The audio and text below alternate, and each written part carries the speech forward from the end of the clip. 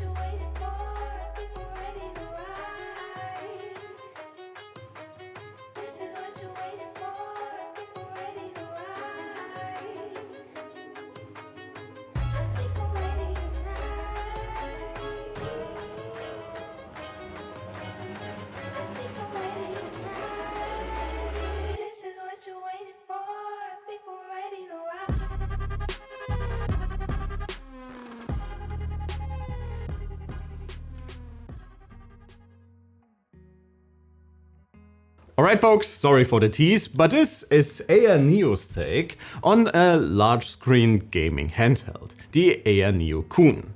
What we have here is a very similar form factor to what Lenovo's upcoming Legion Go will be, but where the Go will come with all sorts of different features and fancy party tricks, it seems like Ayaneo went down a different path and tried to focus on a sleeker, more refined appearance and some very beefy internals.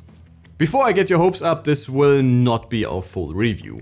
We are still in the process of thoroughly dissecting this puppy, but I still wanted to share my first impressions with you guys, having used it for a couple of days, playing video games, using it for productivity, and well, getting to know this one a little better.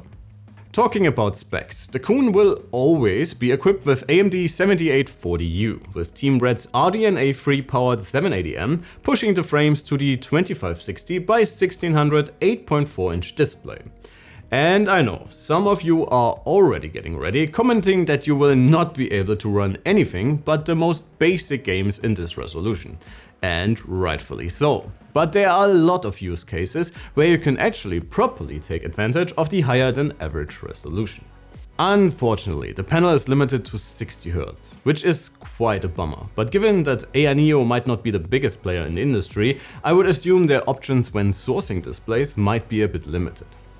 While there will be a few different hardware configs, they mostly differ in RAM and storage. And what we have here today is the pretty insane top of the line model coming in with a total of 4TB of NVMe storage and 64GB of super fast LPDDR5X 6400 RAM. The Kun is not yet available, but Ayaneo is currently running an Indiegogo campaign, and I will link it in the description if you want to check this one out for yourself. As their early bird special, this config will run you a cool $1,600, but the Kun in general will start at around $1,000. But enough with the specs and all the theoretical stuff. What do you get for your hard-earned cash? Well, in terms of chassis quality and design, they did a fantastic job. While I would personally prefer something more crispy along the sides of the Kun, the used plastic feels very premium. And the overall more rounded design and the silver color just looks plain awesome if you ask me. Add in some tasteful RGB lighting and you got yourself a pretty sleek looking handheld. That said, with almost a full kg of heft, this is not the lightest handheld there is, and both the ROG Ally and the steamdeck are a lot lighter, but they also utilize smaller displays and chassis. Despite the weight, the Kun feels great in your hands and all the control elements are easy to reach. Speaking of controls, Ayaneo also went all in when it comes to controlling the Kun, and alongside your pair of thumbsticks, ABXY and menu buttons, you have a trifecta of shoulder controls, a pair of back buttons on each side, some additional menu variants on the front and two round trackpad-like inputs, very much like Valve's options. The triggers and thumbsticks are Hall effect variants and feel incredibly smooth and very responsive. Almost everything can be freely customized to your heart's content in Ayaneo's app, from control inputs to power levels, FPS limits, fan behavior and so on and so on. But let's finally play some games, shall we? While we still have to do our usual benchmark suite, I tried a few different games running on the Kun natively, and since I wanted to take advantage of the large screen and high resolution, I also tried some game streaming with NVIDIA's GeForce Now. With the release of Spider-Man 2 on PS5, I realized I have never actually tried the Miles Morales prequel. And given we are talking about a full-blown AAA title, well, sounds like a proper challenge for the Kun and the 7840U beating at its heart. With the game set to 1080p medium settings and FSR 2.1 in balanced mode, I got a very playable and also very enjoyable experience, with the game running at a pretty smooth 45 to 60 FPS, depending on where in the game you are and what is happening on the screen. That said, I had to crank the power settings to its max, which lets the Ryzen APU consume up to 54 watts and results in a pretty audible fan trying to keep this one from melting itself to death. Reining things in with a more modest 35 watts results in much less audible fans, even though it comes at the expense of lower frame rates across the board. And I have to be honest with you guys here, not only does this game still looks really good even at medium settings, but this is a pretty chilled gaming experience. And that's coming from someone who loves to set things to max settings and ideally in 4K. The old Lara Croft classic Shadow of the Tomb Raider impressed me once again, running with a pretty solid 40 to 45 FPS at 35 watts, 1080p and high settings.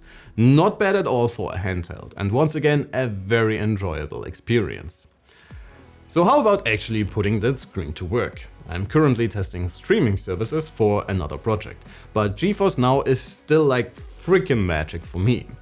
I love Starfield, and when I pulled it up on the Kun running at max settings without any noticeable lag or artifacts on my couch with a handheld and no fan noise at all, as I said, magic.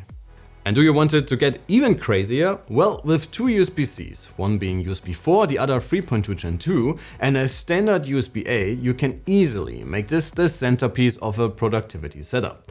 And circling back to GeForce Now, I was playing Cyberpunk 2077 on an HDR ultrawide at max settings, including path tracing on a handheld. The times we live in.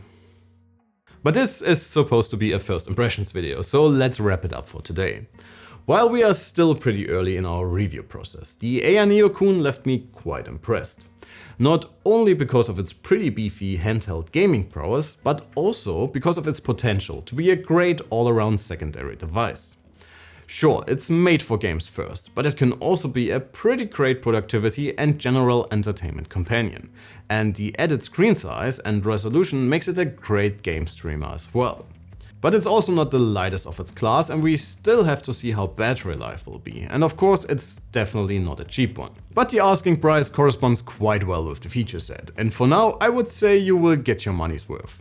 If that makes it worth it to you, well, as always, that is for you to decide. But please folks, let me know what you think. Sound off in the comments below. Please also let us know if there's anything specific you want us to test in our full review. And until then, please feel free to check out some of our other videos. Make sure to hit that like and sub button on your way out. Thanks a ton for watching. My name is Alex, you have been awesome, and I cannot wait to see you all in the next one. Take care.